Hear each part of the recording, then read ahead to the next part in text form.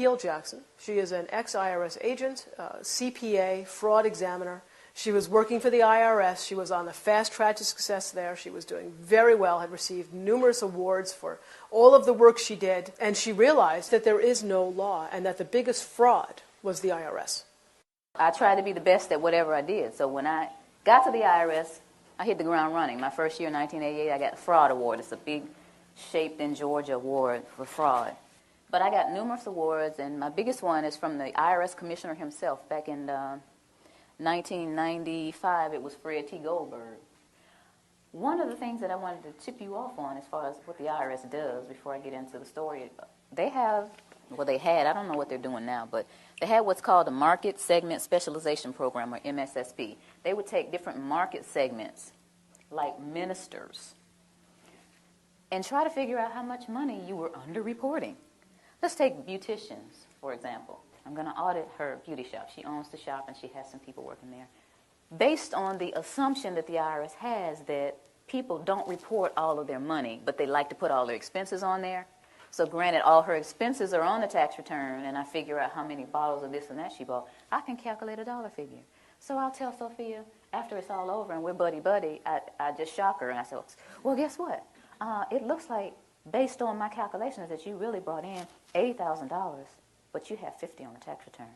So here, you owe the IRS back $30,000. What would she do? She would sign off on it.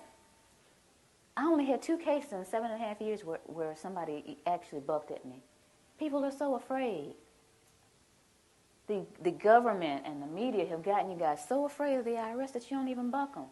Now, mind you, she might have left some money off. Maybe there was several times where she just didn't report the cash. And maybe that's why. Maybe she has no idea how much she, quote-unquote, underreported. Maybe that was it. But they always acquiesce. The Gap one, anybody own a laundromat, they have one that will calculate, based on your water bill, how many loads were washed at your laundromat. And the point to all of this is what they do to people, and people just acquiesce to it. When I quit the IRS in 1995, and after maybe a year of being Jim Cleaver and realizing that that was just not me, I hung my shingle, which in accounting terms or business terms is you start your own business. Now, you know that picture of Uncle Sam, the one that says Uncle Sam wants you? I used that same picture, and I had it really big, and I says, Uncle Sam wants your money, but I'm a former IRS agent. I'm going to show you how to get it back. You know, the people came running. And then these people start coming to me saying, I keep hearing that we're not supposed to pay tax. Or I keep hearing that the tax law is a fraud. And like I said, I was raised differently. I never would look at that person and say, you're a cuckoo. I wouldn't even think it. It was like, okay, you know, in this back burner back here, I would think to myself, okay, there's some people out there that actually think that the income tax doesn't apply to us, or it's a fraud, or it's being misapplied. But I didn't do anything about it because, remember, I'm rolling around with my little businesses and whatnot. So one night maybe in early June, one of my pastor clients called. It was night. It was about 9 o'clock at night. And she said, you know what? I think it was maybe a Wednesday night, after her Wednesday night service. She said, I've got this parishioner that just keeps bugging me about this income tax. She's talking about that we're not liable for the income tax, and she wants to talk to you. Can I give this lady your telephone number? And I said, okay. So maybe about 10 minutes later, this lady called me. She said, I have a question for you. Are we supposed to pay income tax or not? And I said, okay. Do you want the cuffed answer or do you want the real answer? She said, I want the real answer. I said, well, I really don't know. You know, even though I'm a former IRS agent, I haven't done the research, but I hear that there's a credible body of evidence out there that says that we don't owe income tax. I was okay. I mean, I took the information. I was sitting there listening like, okay. And, you know, I said, okay, this lady had a lot of information. I don't know where she got it from. So a few weeks later, she called me again, and she said, Miss Jackson, remember that information I told you on the phone? It's in the USA Today. Pull it up on the internet. Okay, so I got the USA Today. It was July 7th, 2000. And it says, Dear We the People, most citizens are not required to file an income tax return. The 16th Amendment to the Constitution is a fraud. And if you file, you waive your Fifth Amendment rights. I said, okay, that's some of the stuff she was saying. Now, this is a lot of reading. But I kept reading because I was very interested, you know, being a CPA and into fraud and all that. I wanted to see what was going on. So here in the third column, it says no one has been able to collect the $50,000 reward offered by Bill Conklin. to anyone that can identify the section of the Internal Revenue Code that makes a typical worker liable for the income tax. I'm serious about winning. It's $50,000. Okay, so it's at my desk. Basically, I just shoved everything off my desk and got the codes out, the regulations out, the tax guide. I got on the internet to look at the Cornell University site, all these different things, and I started researching. And 2 weeks later, I said to myself, oh my goodness, we have a problem here. It doesn't look like I'm going to win this money. And I was sitting there at my desk thinking, this thing is a fraud. 2 weeks it took me to sit there and realize that. I didn't just look at the positive, I looked at the negative, I looked at the IRS site. All these things are going on. This thing is a fraud. Being a CPA and a former IRS agent, I sat there at the desk, I was by myself, and all these thoughts started going through my head. The first thought was, now I finally open up the codes and regulations. Because see, at the IRS, they trained us with these little guides. We didn't use the codes and regulations. We would get one of these, and you would have to read it, understand it, and pass this little test. And all these little guides that I got, I read them, and I made A's on all my tests. And I thought, and I guess the rest of the agents in training thought, that the information that was in here was the same that was in those thick codes and regulations. But it's not necessarily the same. The things that are in these training manuals are not necessarily the same thing as in the codes and regulations. I learned that in my studying. In the time that I was doing the research, I also learned about the Pocket Commission. Now, I'm going to let this go around the room, but y'all got to give it back. This is the outside that I purchased of the Pocket Commission that I had. And before I left, I had the sense of mind to make a copy. This is the little badge I used to flip out at people and say, give me your books and records. Give me your bank statements. Give me all your credit cards, And, people, okay, here. Even the counties, I go to the county, do it. I go just about anywhere and flip this little thing out and get whatever I wanted. There's a lot of power nuts out there doing that, guys. Y'all know it. Half of you already know about it. There's an enforcement pocket commission, and there's a non-enforcement pocket commission. And I started looking back at this thing. It has SER, Southeast Region. First of all, I'll read it. It has my picture up here, and it says, Sherry Jackson, whose signature and picture appear above, is duly commissioned as Internal Revenue Agent and has authority to perform all duties conferred upon such officers under all laws and regulations administered by the Internal Revenue Service, including the authority to investigate and require and receive information as to all matters relating to such laws and regulations. And it has SER and some other numbers and an A. And based on this Internal Revenue Manual, A means administrative. So I'm an administrative clerk out there on the front lines. And I'm an administrative clerk with a non-enforcement pocket commission. Okay, so I'm starting to get angry here. Starting to think about I had to take bribes and get little tape recorders taped to my body and the little microphones on me and go in and take bribes from people. But, thinking about stuff like that, what they got me out here, and I'm thinking I really have authority. And this is administrative, non-enforcement pocket commission. That was one of the other things I thought about.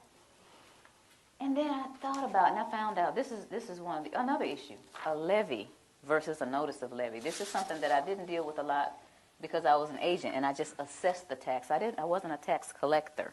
I just assessed it. So this is a notice of levy. And someone said, hey, this is a notice of levy. This is what the banks get or your job or whatever. They said, look at the back of it. So I'm looking at the back of this notice of levy, and it says, Section 6331, levy and distraint. And then it says B and C. And I'm thinking, it starts off with B? What happened to A? So I looked up A. And here's A. And it says, levy may be made upon the accrued salary or wages of any officer, employee, or elected official of the United States, the District of Columbia, or any agency or instrumentality of the United States or the District of Columbia by serving a notice of levy. I'm thinking, but that's not most people. That's not the person that works at AT&T or Bell South or Coca-Cola. That's not most people. Aren't people noticing that the A isn't on here? Aren't they curious about it? Why are they doing this? So all this is going through my head during this period of time, then I'm realizing that there's a rat in the camp. That's what I call it. But this is the straw that broke the camel's back. The Federal Reserve is not federal. How many of you did not know before today that the Federal Reserve isn't federal? If you did not, don't be shy. If you didn't know before today that the Federal Reserve isn't federal, raise your hand. Most people don't know that. 9 out of 10 people that I asked off the street don't understand that the Federal Reserve is a non-auditable private banking cartel. They are collecting $36 million an hour in interest from the American people. $36 million an hour in interest from the American people. My children, my two children, were born $86,000 in debt based on the national debt. Now, why am I going to take away from those children to give to somebody that is going to be born in 2030? That's not going to happen. So that was my decision. It was very easy. You know, you think about stuff like fear. Oh, the IRS is going to get you. They're going to take your stuff. That's not important to me. Stuff's not important to me. My children are important to me. I'm one of those mothers that will roll up her sleeves with one leg and try to whoop you if you mess with my children. And I think that a lot of mothers are like that. So this is what my decision was. And I went on and started educating people. One of the things that people asked me once I made this decision and started talking about it, how are we going to run the country without the income tax? I don't know how much Dan got into it, but the Grace Commission report that Ronald Reagan put out in 1984, says that none of the money collected in income tax goes towards running the country. But the bottom line is it's not going towards running the country, so you patriotic people out there, you've been fooled. Beardsley Rummel, he was Federal Reserve Chairman back in 1946, did a speech before the American Bar Association. The title of his speech was Taxes for Revenue Are Obsolete. Within the body of this report, he says that the taxes, the income taxes for redistribution of wealth.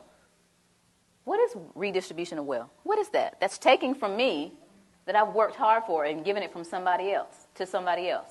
Shouldn't I have the right to redistribute my wealth if I want to? Another question that they ask me is, how come I haven't heard this on TV, or on the radio, or in the newspaper? Well, sweetie, the simple answer to that is the same people who own the television stations and the newspapers and the radio stations are the same people who are involved with the Federal Reserve. And here is a little statement that says that it only requires 5% ownership to significantly influence the media. Rockefeller is one of the original shareholders of the Federal Reserve. As early as 1963, the House Banking Subcommittee reported that Rockefeller, through Chase Manhattan Bank, controlled 5.9% of the stock in CBS and the bank and gained interlocking directorates with ABC. I went all the way through high school, all the way through college, all the way through testing for the CPA, and all this Irish training and didn't hear about any of this. You think they want this information out here? For you guys to eat up and chew up and find out what's really going on? I don't think so. Now, another one. Why don't we just tell our elected officials about this? And to make a really long story short, the We the People Foundation, the same people that put out this ad, put together a hearing. And these 40 researchers were going to ask the IRS and the DOJ these questions, and we're going to have this big meeting in Washington called the Truth and Taxation Hearings. Okay? So we got together with 537 questions. So we sent them the 537 questions so they could research and have the answers, and what did they do? They reneged on coming. They signed off on it, but they reneged on coming. So you all didn't get to hear the truth. We went on and had the hearings anyway, put it on CD, marched around Washington, giving it to all 535 congressmen and senators. Please look at this information. We got stupid responses back like, thank you for visiting our offices in Washington. The next time you come to Washington, please visit us again. They don't care. Your presidents don't care. Another one that they ask me, or they'll say something like, well, this just sounds like it's some kind of conspiracy theory. Y'all hear that a lot? Okay. But tell me this. What's the difference between a conspiracy and a strategy? Don't you understand that this is all by design?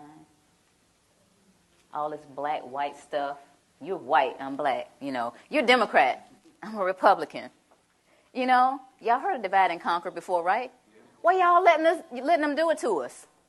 While I'm sitting up here arguing with this man about what his great-great-great-granddaddy did to mine, there's this big old fence closing in around us. And while I'm sitting here wasting time and he's sitting here telling me why he doesn't know, we need to put our heads together and figure out how to get out of this fence that these people are building around us. Am I right? Yeah. That's what we got to be. Divide and conquer, we can't let that work anymore. It's been working all these years.